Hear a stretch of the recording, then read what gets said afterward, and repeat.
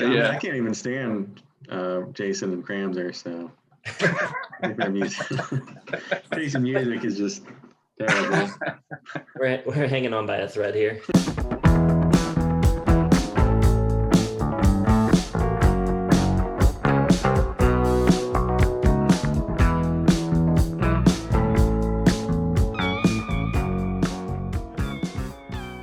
What's up, everybody?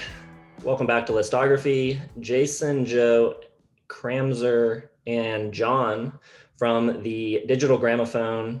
He's got a great YouTube channel. Everybody go check it out. We'll put a link down below. And it's time for another episode of RecordMendations, the game of competitive music recommending.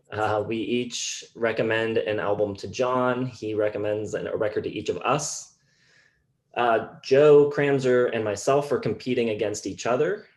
This is episode 4, so whichever record John likes the most will score a point. That person will score a point. So far, Joe got the win in the first episode with Shannon. Then I went back to back with Dylan and Brian, so I've got 2 points. Cram's still looking for his first win. Will it be today? We will see. Might be today, but I have not come in dead last yet, so I'm a perennial just contender, never that bad. And then we will take John's selections for us and we will rank it among our other guests. So he's competing with the other people who have been on already and who will be on in the future. So that's the game in a nutshell. And to kind of help the guest along with making their picks for us, you know, we don't know how much they are familiar with our channel or not. So we just sort of level the playing field from the start and we give them 5 records that we kind of think explain our taste in music, hit on different aspects of things we like, and they do the same for us. So that's kind of how we start things off here. Sorry to people who have been watching every episode and have to listen to us list the same 5 records every time, but I don't know a better way to do it. So Cram, you want to give your 5 records? My 5, first one I share with Joe, because we love 80s, we love Prince, got Purple Rain. Then I've got my second favorite album ever, Tommy by The Who. Then I've got The Bends by Radiohead, which was among my top 5 favorite albums probably at one point. And I've got a former Album of the Year winner with Honky Chateau, Elton John. And then finally, the newest one from 2004, Love is Hell by Ryan Adams, because I can be a dark, depressing bastard at times. My 5, I got Ben Folds 5 with Whatever and Ever Amen. You know, love of piano, love of snarky lyrics, covers everybody from Elvis Costello to Joe Jackson. Purple Rain, Prince, maybe my favorite album of all time. And I love Prince. And if Purple Rain isn't my favorite album of all time, my other choice, Physical Graffiti by Led Zeppelin, might be just everything, you know, 70s hard rock in a nutshell. Also got Angel Dust from Faith No More, weird funk, metal, just really weird, but catchy as well. One of my favorites of the 90s. And then, of course, Stevie Wonder with Talking Book, one of the great pop songwriters of all time. And that's probably my favorite of his albums, just a little more concise, very personal, just beautiful stuff. All right, and my 5, first one is the White Album by the Beatles. Beatles are my favorite band, and I think it's the most varied record, so it covers the most of my bases. I've also got Ziggy Stardust and the Spiders from Mars by David Bowie. I love my rock and roll, a little glammy, a little campy, kind of fun, theatrical. I've also got Something Anything by Todd Rundgren. I love 70s singer-songwriters, and this is another record with a lot of variety on it. Love Todd's melodic sensibility and his guitar playing. Then I'm going with Yankee Hotel Foxtrot by Wilco, which kind of covers my Americana, whatever you want to call it, but it's also experimental, and so I like a little of that at times as well. And Where You Been by Dinosaur Jr., because I love loud guitars and Jay Mascis is amazing. Then my 5 were Anodyne by Uncle Tupelo. Uncle Tupelo is my favorite band of all time. If you ask my friends what my taste in music would be, they would generally say like all country, Americana, and then indie. So with that, I picked the National High Violet for kind of like a record that kind of covers a lot of different ground in the indie world, at least for me. Also, I'm a bit of a sad bastard, so they definitely cover that ground. And they get the dad rock comparison, and I fully embrace dad rock. So then I have Pet Sounds, because I'm just a Pet Sounds kind of guy. And then I Never Loved a Man the Way That I Love You by Aretha Franklin. My parents listened to a lot of R&B when I grew up, and I love it. It's especially 60s, early 70s R&B. And then the last one was Armed Forces by Elvis Costello and the Attractions, which I feel kind of covers like intelligent pop rock, which is a thing that I'm a fan of. He's a big influence on just a lot of contemporary bands that I listen to. So yeah, there you go. All right, so we've got our picks ready for each other. Cram, you want to start with the record that you chose for John? Yeah, so this is an artist that I discovered when I went to see the new Pornographers a few years ago. Opened up, didn't know about her. She's under the name Lady Lamb on the one I'm recommending, but she's also under Lady Lamb and the Beekeeper, I believe, on some releases. But this one is called Even in the Tremor by Lady Lamb. Yeah, I went with kind of the National and Uncle Tupelo kind of vibe here, which you just backed up, and now I'm feeling really good saying you're Americana, kind of folky, indie. I think this kind of blends the two really well. And pretty much all of the 5 albums you gave, I saw kind of the songwriting being the strength of everything, you know, nothing too flashy with atmosphere or electronic kind of stuff, not a lot of keyboards going on. So I went with something kind of stripped down, kind of haunting and beautiful, but the songs really are the star of the show here. So Even in the Tremor by Lady Lamb. Feeling pretty good about it now, especially after John just talked about what he's liking. Yeah, I've never heard of her at all. So this is a completely new one for me. So yeah, I'm interested to hear if it checks all those boxes. Yeah. So for Cram, I chose the self-titled album by Megafaun. Now, both Cramser and Joe were really difficult for me to pick an album for because there's just a lot of variety. It's hard to connect all of those dots. So what I zeroed in on was Love is Hell. And then I also just kind of went off the list. And you guys have mentioned Blake Mills a lot on your channel. And I think that these guys have some similarities with his music. They're the 3 members of Megafaun that really are kind of defunct now. They were a part of DeArmond Edison. I don't know if you guys have heard of that band. That was the band that Justin Vernon was in with them before he started Bon Iver. And so what this album has is a lot of kind of Americana. It touches on folk, blues, even gospel. So what I love about them is they really kind of take you for a journey through the American South, which is like a big thing for me. They're also out of North Carolina, where I'm based.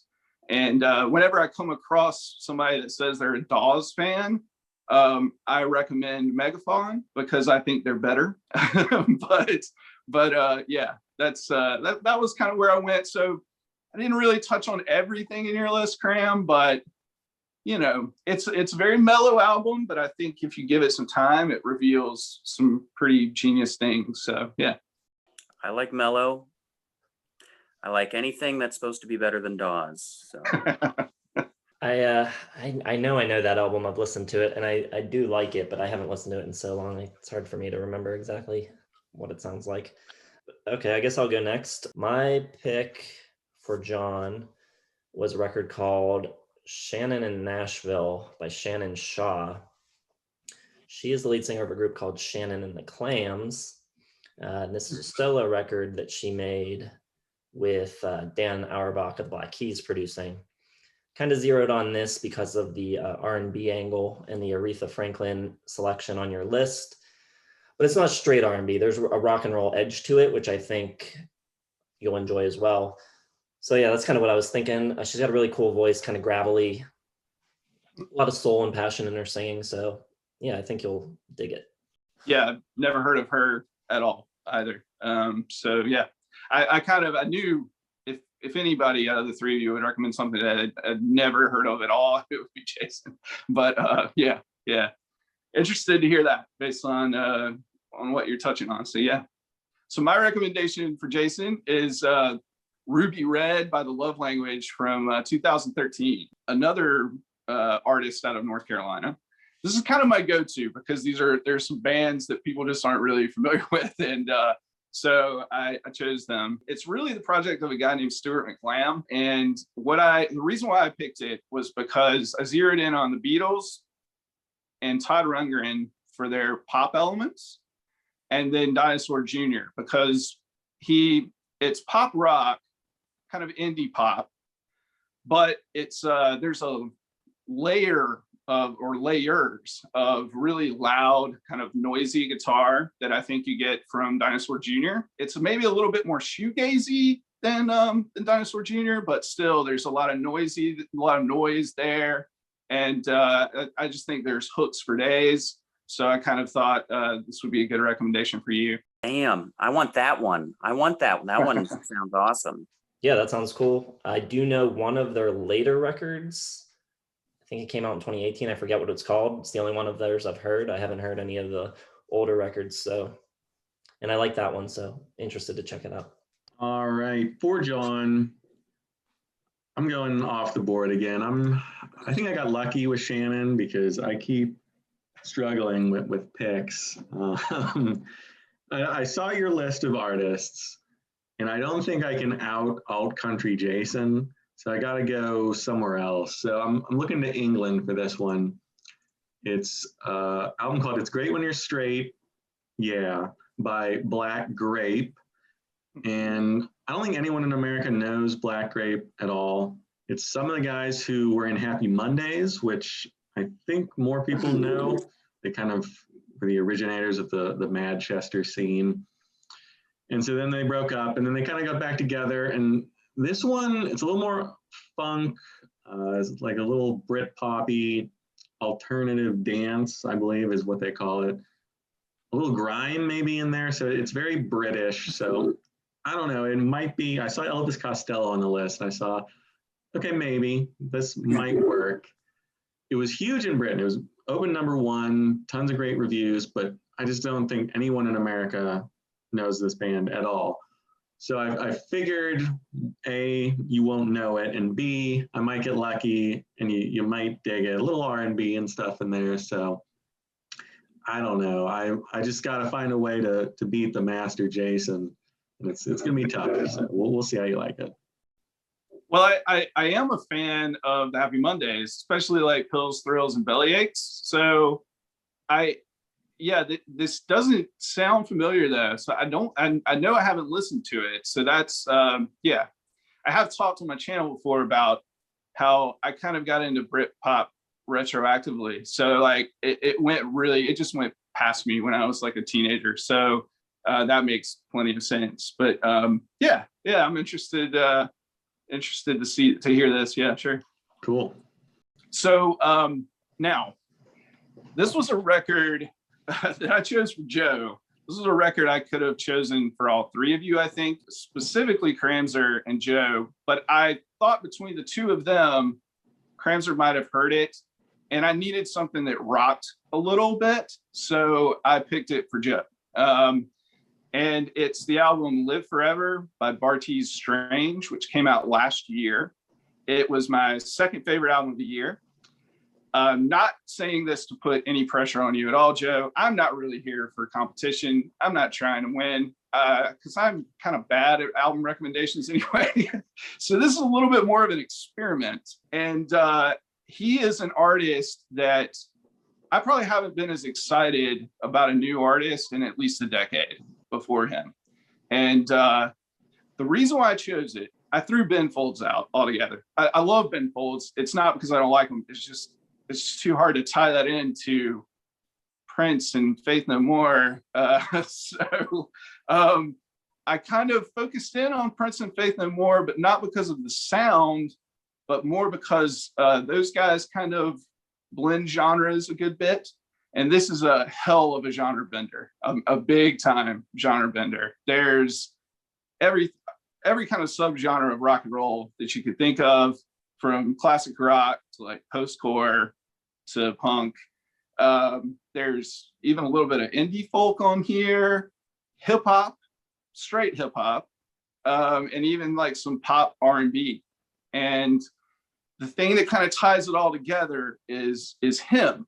But I'm interested to hear how you react to all of those genres kind of being blended together and kind of the shifts that happen throughout the album. But yeah, like I said, it's a bit of an experiment, but I'm still excited to make the recommendation, even if you don't like it, but for anybody that's watching that maybe has never heard it. So yeah.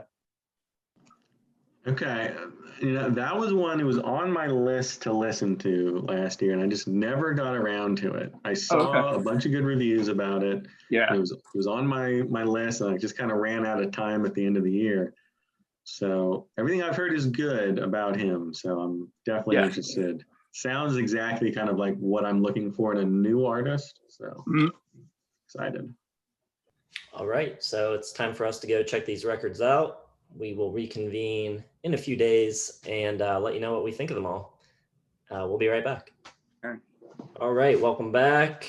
We have given these records a listen, and now it's time to let you know what we thought of them and which was our favorite, or which was John's favorite, and how we rank his among the other guests that we've had on the show so far. Cram, you want to start? Sure. So episode 4, my current champion is all the way back from episode 1, back in your neck of the woods in North Carolina. Shannon got my winner with At the Cut by Vic Chestnut. So that is the album to beat right now. You gave me Megafaun by Megafaun, which is the self-titled, but not the debut. Am I correct? So I have no idea who these guys are. Like you said earlier, or the other day, that had a little bit to do with Justin Vernon, who I love Bon Iver.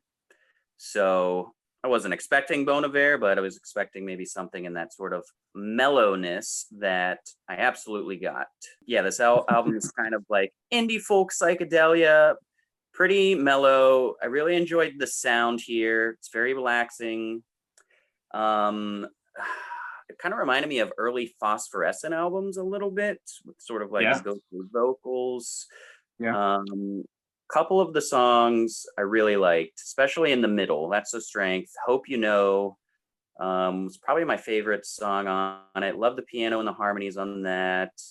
Isadora, I thought had really cool horns and percussion, but it has this acoustic guitar lick that just sounded like an annoying Christmas song to me a little bit, or like a like Walgreens Christmas jingle or something. Yeah. And then Resurrection was the other song that really stood out to me. Slide guitar on it was great. However, as a whole, I felt a little too mellowed out and saturated with just kind of a little bit of loneliness, and it was just a little too mellow for me, which usually isn't a big deal. It's very relaxing, but the highest qualities of it don't really grip me the other way like other like psych folk stuff does. Like I don't think it takes any of the elements quite far enough. It's not quite as trippy as I want it to be, not quite as pretty as I want it to be. I don't think there's a whole ton of hooks, which doesn't need to be. And I think some of the songs just have a little bit kind of just recycle and repetition on it. And it's like, doesn't quite get me in that hypnotic headspace that I might want from it. Again, it has some really good stuff on it, but it didn't really blow me away. I needed them to go further with something about it. But overall, I thought it was decent. I'm going to go 2.5 stars for it, which unfortunately doesn't mean it's going to be Vic Chestnut, but it was still a good recommendation. And I like this style. I wanted some aspect of it to just grip me more than it did. It was a little bit too low key for me overall. Yeah, I will admit there are definitely times that it's a little too one note. I honestly, I should have probably recommended the first one. I still don't think it would have topped Big Chestnut, but I probably should have recommended the first one because it's a lot more freak folk. But I for some reason, I just felt like maybe I should have gone with more accessible melodies, and that's why I chose this one. But yeah, no, that's totally all fair criticism for sure. Yeah. Just want you to remember that the 2.5 star that he just gave you when you're talking about his, though. Oh yeah. Well, I came into this with not gonna let what you guys say, affect mine. I'm glad you're all going first, though. So Kranzer recommended Even in the Trimmer by Lady Lamb. I believe it came out in 2018. And so you said when you recommended it that you thought it kind of touched on elements of, alt country Americana and, some of the indie stuff from like the National. I didn't hear as much alt country Americana in it. There are elements of that because there are definitely some folkier songs, but it wasn't like strong enough for me. Not a lot of stuff that I listen to, like Brian Isbell, is like full on country, and there's definitely none of that, in this. There's definitely an indie rock thing going on. The production, there's interesting arrangements, nothing too over the top, but there is still some stuff going on there, and there's a good bit of variety that runs throughout it, I think, at least as far as like an energy level is concerned. I really like the title track. The title track was probably the strongest. The one thing I would say is, even though on paper your recommendation probably makes some sense, this was just one that didn't really resonate with me. Her vocal style is a little bit more pop radio. Pop radio doesn't really exist anymore in the traditional format, but you know what I mean? It's a little bit more pop radio than artists that I'm really into. At times, her voice kind of reminded me of Pink. I'm not saying that in a bad way at all. Like, I have a lot of respect for Pink. And I think that I think Lady Lamb is a talented vocalist, but it's just a little bit too much in that vein for me. And on the other end of that, I don't think that there's enough like overt art rock to kind of keep my attention. So it's kind of somewhere in the middle of like accessible and arty, and it's just I've got to either have strong hooks, which I don't feel are really there in this one, or it's got to be really out there and really just kind of like grab my interest just from a sheer kind of like weird, perspective. I will also say, though, that she is a talented lyricist, quite the wordsmith. There's a lot of depth to those lyrics. But the problem is that I feel like she kind of shoves those lyrics into melodies that don't quite fit. So the melodies get kind of clunky. And so that's where the kind of the obvious hooks are missing. But then a song like the title track, once you listen to it a few times, it really starts to kind of, the hook really reveals itself, but it just didn't happen enough on the album for me. It's one of these things where I'm going to give ratings to all of these albums. I'm going to kind of do an objective rating and then like a more subjective, like how it affects, like objectively, I would give this album a strong 3.5 stars because I respect the talent for sure. And I think there's a lot of promise there down the line. She's probably somebody that I might still pay attention to down the line. But this particular album, I can't really see myself returning to. So for me personally, it's more like a 2.5, just because there were songs that I enjoyed. But yeah, I mean, like I said, I'm not great at recommendations, and I'm also very difficult to recommend music for. So I think we're going down the right path. It just didn't work, like a good strategy, but it just missed a little bit. So yeah. Yeah, I feel like I got the mission right, because I wanted to get something, like you said, not too artsy. I wanted to get that middle that you're talking about, but apparently it was the wrong mission to move forward on. But I'm glad you at least liked some of the songs. That's cool. Yeah, I kind of either need just like power pop or Animal Collective, almost like if you're going to go in that realm, and it was just too middle of the road, so yeah. I guess I'll go next. The record that you recommended to me was called Ruby Red by The Love Language from 2013. Really kind of like this big emotional indie rock record, very tuneful, very melodic. So I can see You said you were going for something melodic, and I definitely hear that. I like the songs. I think the songwriting is really good. The first time I listened to it, I thought, I like the songs, but there doesn't seem to be like any dynamic shift at all. It seemed like he was just like playing the whole record to like the rafters, just it was sounded like such a big record. And I thought, man, there's like no dynamic shifts in this at all. It's kind of just like, but then I listened to it again and I paid more attention to like the arrangements and stuff. And I noticed a lot more going on. There actually are quieter moments, and there's some really cool string and horn arrangements and stuff, but I still had like the same feeling. So I think it's more like the production, maybe the way it's mixed or mastered. It just all feels very loud, even when it's not. So that is the thing that holds it back a little in my mind.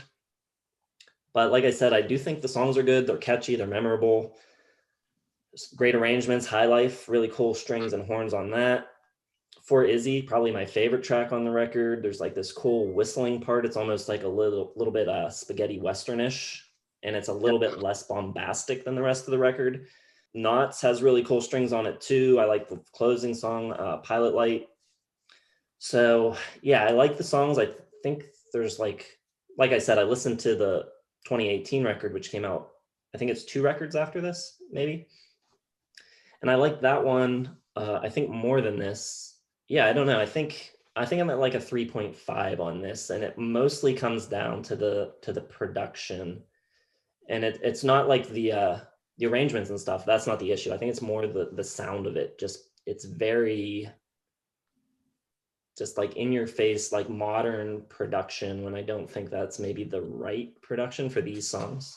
Yeah, my only concern with this recommendation was that it might be a bit samey, like kind of from start to finish. And it's definitely in the loud guitars, but that's also like why I went for it, because I thought 1 or 2 of their other albums might not make that connection that I was trying to make with like Dinosaur Jr., and so that's kind of why I went with this one. But yeah, I mean, I can totally understand that for sure. I'll take 3.5. Actually, that's not bad. I'll take it. So that's a good record in my book. Yeah, it's good. Okay, so your recommendation for me was Shannon in Nashville by Shannon Shaw, was from 2019, was it? I can't remember. Yeah, I think so. 2019. I think that your strategy for picking this one for me made some sense, but I'll just come right out with it. I didn't enjoy this record at all, Jason, and I hate to say that, man, because I really kind of thought that you would nail it with some alt country, because I know there's like a lot of alt country that you've heard out there that I haven't heard, probably even more modern stuff, and I kind of thought that maybe you'd go with that, something like that. But this did make some sense, though, for some of the albums that I listed. So I definitely a big voice like Aretha. The kind of Brill building, like Phil Spector-ish kind of like production, it kind of runs throughout. Definitely hits some mark with something like Pet Sounds. But when I heard it the first time through, my thinking was, I'll say, I didn't want to look up anything about these albums before I listened to them. So I just wanted to go in cold. And I just had this very strong instinct that something was like off about this. And so when I looked back to read about Shannon and the Clams, the retroness of the album really made sense. And honestly, I think if you had recommended a Shannon and the Clams album, because I'd never heard of them, you probably would have won. Like that production style in the more kind of rock band kind of vein just works better for me than this record did. I honestly kind of felt like, and I want to be clear, this is not a shot at her as an artist, because I don't think it's her fault. I think it's Dan Auerbach's fault. And I really think that it was kind of a self-indulgent project for him. I read that he was really a really big fan of that band of Shannon and Clams. And I think what he did was he kind of plucked her out of that setting and tried to do this. He's really into production right now. And I think he just kind of wanted to make this type of record. And I think that he thought that she was the right fit for that. And I kind of felt like the production really kind of buried her. It was just, she had to compete with it a little too much, which says a lot because she has a hell of a voice. And so when I'm listening to it and I hear this strong voice competing with this production, it just kind of turned me off a bit. There are some strong songs, there are some strong melodies, but I just couldn't get past that. I just kept thinking in my head, and I listened to every album at least 3 times, and I just kept hearing, I kept trying to give it a chance, and it just didn't come through. I blame Dan Auerbach. It's his fault. So you can write him a letter and tell him that, he lost this round for you. But this one has the same objective rating as it does kind of like personal rating for me. I'm still going to give it 2 out of 5 stars just because I think she has a lot of talent there. And that's not playing the game correctly, but like I almost thought, I was kind of like, maybe this is still a win because you turned me on to Shannon and Clams, but it's not. It's the album that we're talking about, and it just didn't work. And I hated that because I really I was kind of excited about what your recommendation might be. But yeah, that's fair. I'll message you some other recommendations sometime. I think it's a record that a lot of people will like, though. It just missed the mark for me personally. All right, moving on to me. John picked Bartees Strange, Live Forever, which somehow I missed in 2020. It was on my list. Just never got around to it. Big mistake on my part because I really dug this one. It's almost like too obvious a choice for me. Like it's, as soon as I heard it, I was like, how did I miss this? Like this is just right in my wheelhouse right now. Sort of like that fusion of funk and R&B. But you were right when you said it was a huge mishmash of styles. Like I heard like Frank Ocean, Radiohead, Block Party, Kings of Leon. Like there's some brand new, like some emo in there. I love that. Like I love when people bring together a whole bunch of different genres. It's all tied together really well because he himself, I think, is a great soulful singer. And lots of, plenty of guitar. It's not overly indie. I like the production a lot. A song like Mustang has like these huge muscular guitars, big shouty, like emo almost choruses. And then the next song, Boomer, comes in and there's some like modern rap influence, but it's still like really hooky and it doesn't lose that, like, love that propulsive beat. And then like the song completely transforms into like this bluesy Southern rocker at the end, which I love. Like just, it's all held together. Like this could be like a really tenuous mix, I think, in the hands of like a lesser artist, but I think he really just pulls it together. I think the only negative thing I have to say about this is once you get past like those big hooky, muscular, big guitar sounds, that starts to fade a little bit. And by the end, I kind of like want that again. So I listened to Mustang and Boomer and Jealousy in like the first half multiple times, just couldn't get enough of it. So I think it's a really good album. And I'm almost more excited for him, like going forward, because I really want to see what he does. Like I think this is a good album. I'm giving it 4 stars. Would have made my top 20, I think, in 2020 easily. But I'm really just like intrigued to see what he's going to do because he can go off in so many different directions. And I think he can do pretty much anything he wants. So I love that. And a very good recommendation, right in my wheelhouse. So yeah. Nice.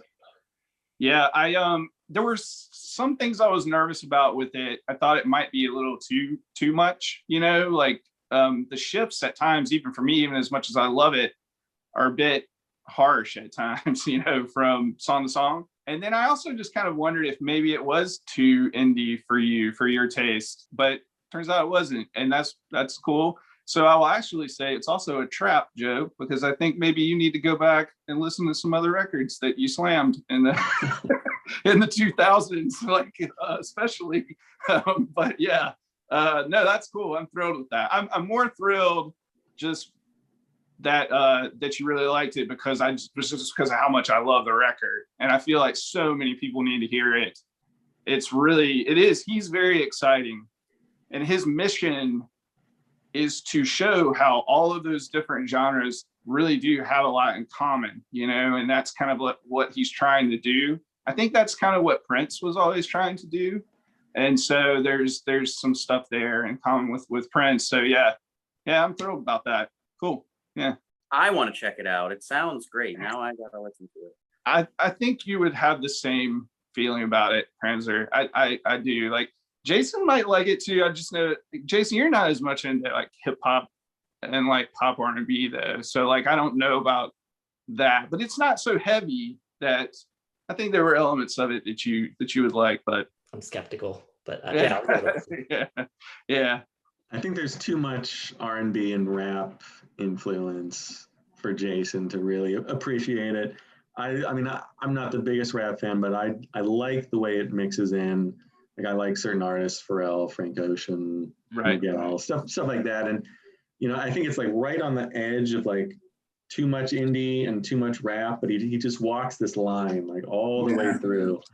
Yeah, he's a really interesting guy too. Like, I would it's worth finding some interviews with him on YouTube. It's really cool. Like, his experience kind of as a Black man trying to find his place in this very like whitewashed kind of like indie rock world. It's admirable, and it's also just really exciting. So yeah, like I love that record. But yeah, cool. So Joe, you recommended Black Grapes. It's Great When You're Straight. Yeah, from 1995. And for the folks watching at home, because I've watched some of these other episodes, when Jason puts, or whoever puts, the editor puts up the picture of the album, like, I can't see that. So like when it happened. So I kind of felt silly when I went to listen to this record. And as soon as I saw the album artwork, I was like, I should know that. Like, I've seen that. Like, I've seen people talk about it or something. I should have known it. Also, already kind of being into the Happy Mondays, I probably should have known about this record, but I really kind of cherry picked that whole era, that whole Brit pop like 90s era. And so there's a lot of stuff that did get past me, but yeah. So what the first thing that I had to do with this was I really had to kind of place myself in the context of when it came out, because I won't say that it doesn't hold up to today, but it's just especially those beats, the sound of the beats and the production is very like 1991 to 1996, so I kind of had to like place myself in the context of that to really kind of dive in. And once I did, I gotta say, it's a really good album. And I kind of feel stupid for never hearing it before. But it's still not something that I'm gonna go to a ton. It's something that I might pull more songs from and put like on a playlist or whatever. The thing is, Joe, is that like I kind of wonder if I'm just not fun enough for this record.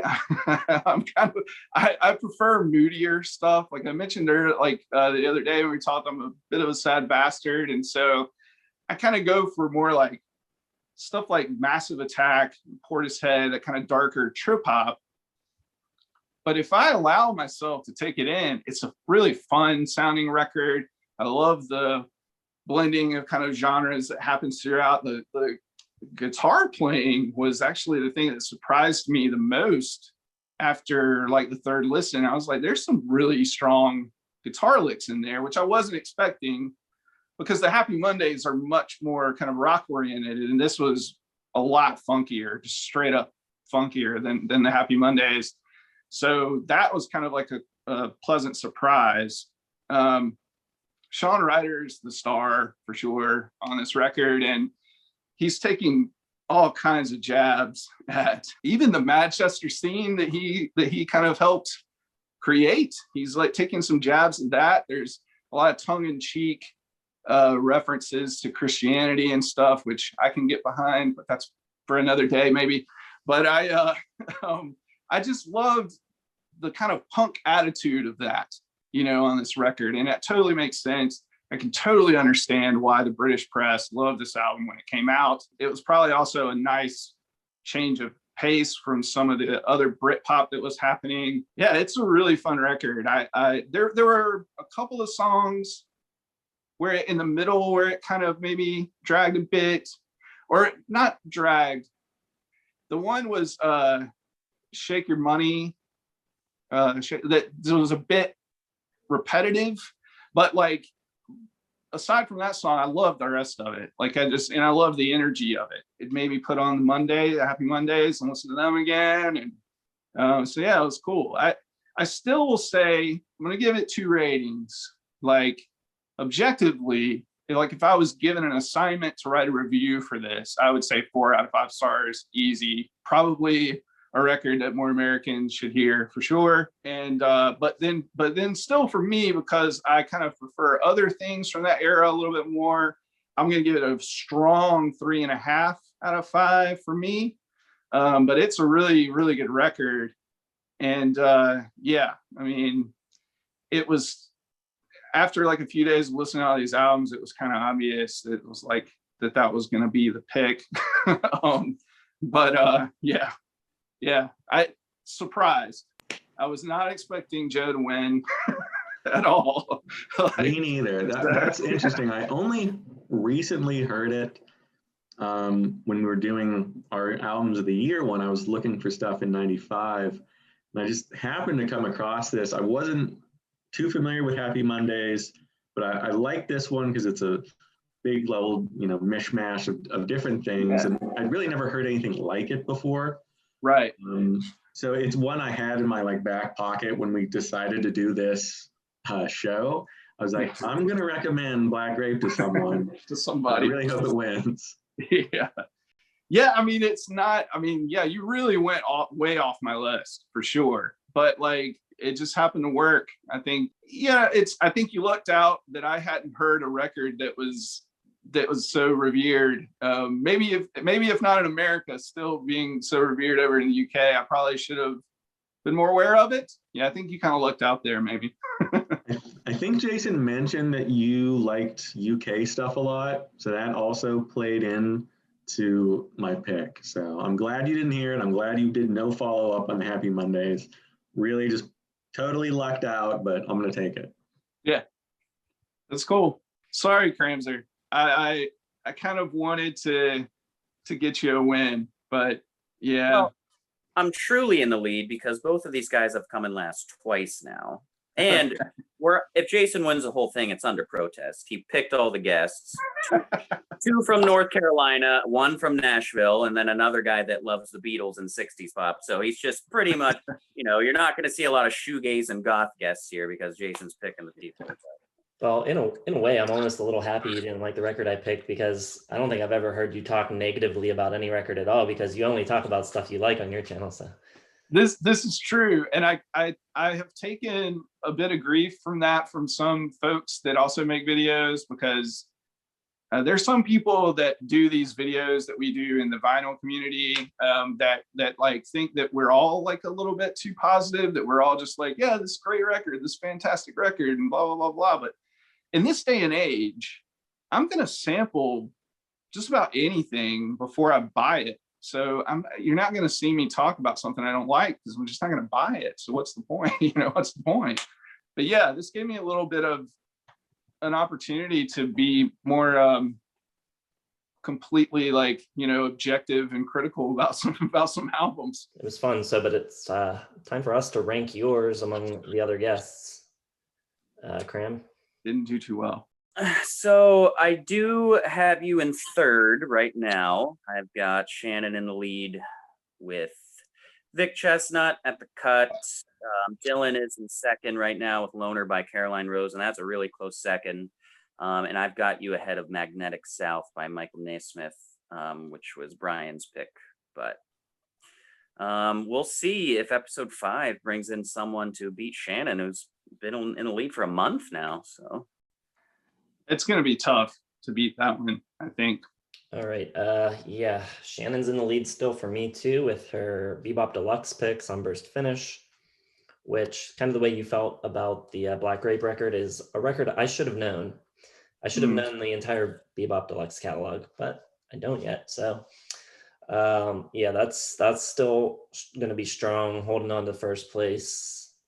I'm going to go third place with Ruby Red, right ahead of Brian's, which still in fourth place is one of the cooler like finds. It's a really cool, unique record, that Rainbow Folly record that he recommended. So yeah, and then I got Dylan in second place. Can I change these rankings later? Because I have in fourth place Shannon. Sorry, Shannon, but your pick of Bang by World Party. It was an okay record, but so far the only one I haven't given 4 stars to. I have Young and Old by Tennis, When I Think of You in a Castle by Post Animal, and I have this Bartees Strange album, all at 4 stars, Live Forever by Bartees Strange, all at 4 stars, and they're so like close to each other that I think like whatever I listened to last would probably like jump into first place. Right now, I think I have Bartees Strange number 1. Hey. But it's just so close because I've been listening to the When I Think of You in the Castle by Post Animal again, the Dylan pick for me, and there's a couple songs in there I just absolutely am crazy for. So it's really kind of a tenuous position. So we'll see what it finally ends up at. But right now, I think Bartees is number 1. But it's not gonna lie. I got as I was waiting for you to say it, I got a little competitive. Like it actually kind of started to get a little competitive. So hey, I'll take it. I think if anything, out of watching these and now taping this one with you, Joe's kind of the big winner because he's learning about so many records that he thinks are great. So if anybody's benefiting from this the most, it's Joe for sure. So yeah. Yeah, and not only do I think it's like yours is Bartees Strange is the best for me, I think it's definitely the best overall. Like if I was, like you said, giving like a critical review or something, yeah, I would definitely have it at number 1. So I think it's just a little bit more of a complete album. The other ones maybe tickle my sort of like pleasure centers a little bit more. Yeah. But this one I think is a really unique, just like piece of art. So I think I'm going to give it the extra bonus point to get ahead of those, just because I think it's a better complete record. Yeah, I'm just, like I said earlier, I'm just more excited that you actually really liked it. Another thing worth pointing out is even though you didn't like the Shannon Shaw record much, you also said that you think a lot of people will. So even if these records that we don't like, they're coming from one of us, so maybe someone out there could like any of them. So I think they're all worth checking out. So yeah, I think that there are definitely fans for that record out there. I do. I really do believe that. It just, for me, Dan Auerbach. Damn, that guy. Yeah, this was a lot of fun. Thanks for coming on. No, thanks for having me. Jason, I remember you commenting on one of my videos like a couple of years ago for the first time. And then I started watching some of your rankings, and then I kind of got pulled away. And then I got back into your channel because of Shannon. And I really enjoyed the Albums of the Year series. It was great. That was a monumental task you guys did, but it's really cool.